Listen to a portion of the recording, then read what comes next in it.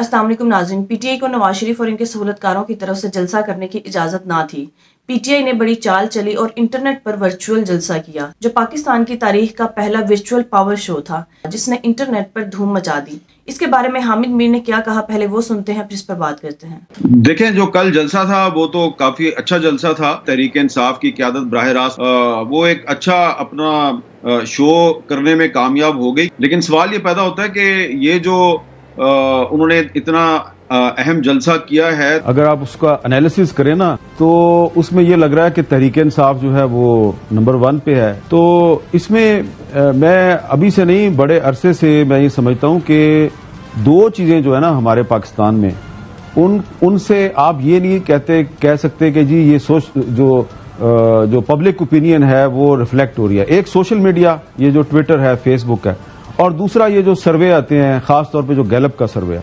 देखें, ये मैं इस डिटेल में तो नहीं जाता, लेकिन मुझे ये लग रहा है कि ये जो तहरीक इंसाफ की जो मकबूलियत का मामला है, ये अगर इसी तरह बरकरार रहा और इसमें कोई कमी ना आई तो फिर तो इलेक्शन भी डिले हो सकता है। ठीक है, तहरीक इंसाफ के जो वोटर और सपोर्टर्स हैं उनको खुश होना चाहिए, लेकिन मेरे जैसे लोग जो हैं वो थोड़े से परेशान हो जाते हैं कि अच्छा, ये दोबारा ये पार्टी बहुत पॉपुलर है और अभी तक इसकी मकबूलियत बरकरार है, तो इसका मतलब है फिर इसकी लीडरशिप जो है वो खतरे में है। क्योंकि हिस्ट्री जो है यही बताती है, क्योंकि मैं हिस्ट्री का तालिब इल्म हूं, कि पाकिस्तान में जो भी मकबूल लीडर होता है उसको अपनी मकबूलियत की कीमत या तो फांसी की सूरत में अदा करनी पड़ती है, या जलावतनी की सूरत में अदा करनी पड़ती है, या फिर वो जेल चला जाता है और वो इलेक्शन से नाअहल करार दिया जाता है। देखें, ये जो होती है ना जबरी नाअहलियां और पाबंदियां, ये किसी मसले का हल नहीं होती। तो पाकिस्तान में अगर हम जबरी नाअहलियों और पाबंदियों की तारीख का जायजा लें तो ये पता चलता है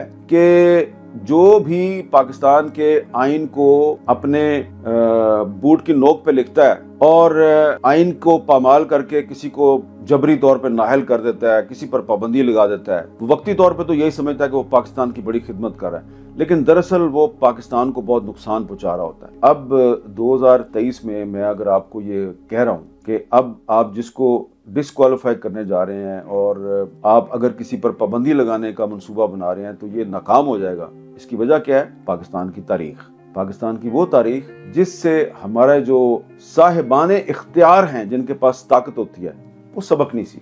ये जो डिस्क्वालिफिकेशन है ना, इसका सिलसिला पाकिस्तान बनने के फौरन बाद ही जो पाकिस्तान की फाउंडर पार्टी थी ना, मुस्लिम लीग, इसने पाकिस्तान बनने के फौरन बाद शुरू कर दिया था। और जो उस वक्त हमारे पहले प्राइम मिनिस्टर थे लियाकत अली खान साहब, तो वो एक कानून लेके आए थे, प्रोडा का कानून लेके आए थे। प्रोडा के कानून के तहत उन्होंने सबसे पहले जो सिंध के चीफ मिनिस्टर थे अयूब खोड़ो साहब, उनको डिस्क्वालीफाई किया। उनका ताल्लुक मुस्लिम लीग से था और सिंध वो सूबा था जिसने सबसे पहले पाकिस्तान के हक में करारदाद मंजूर की। कोई ख्याल नहीं किया लियाकत अली खान साहब ने, और अयूब खोड़ो को उन्होंने डिस्क्वालीफाई करवा दिया।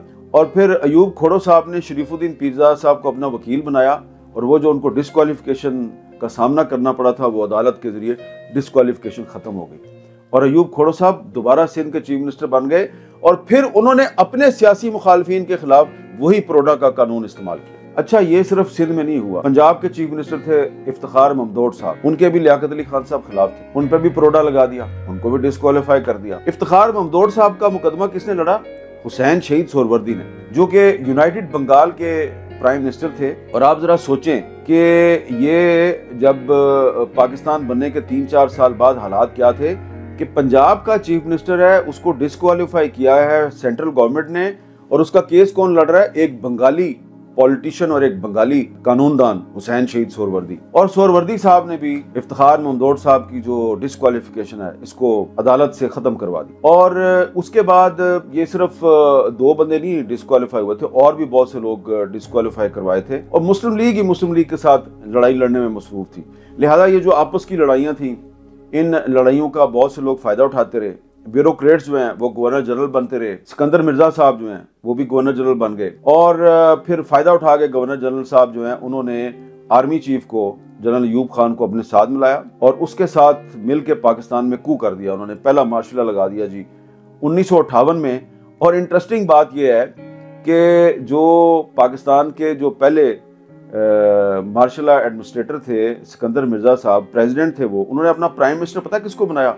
मार्शल लॉ लगाने के बाद army chief general Ayub Khan को प्राइम मिनिस्टर बना दिया।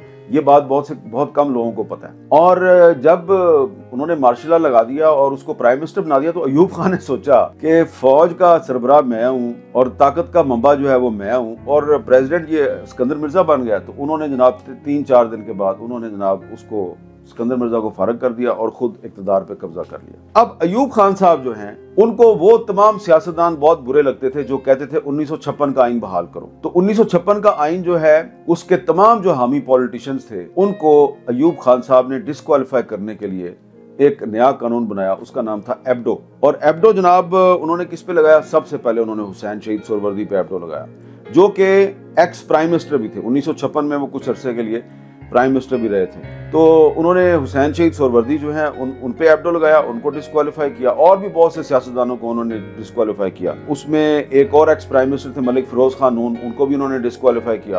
अकबर बुगटी साहब जो हैं उनको भी उन्होंने डिस्क्वालीफाई किया और एक लंबी फहरिस्त है।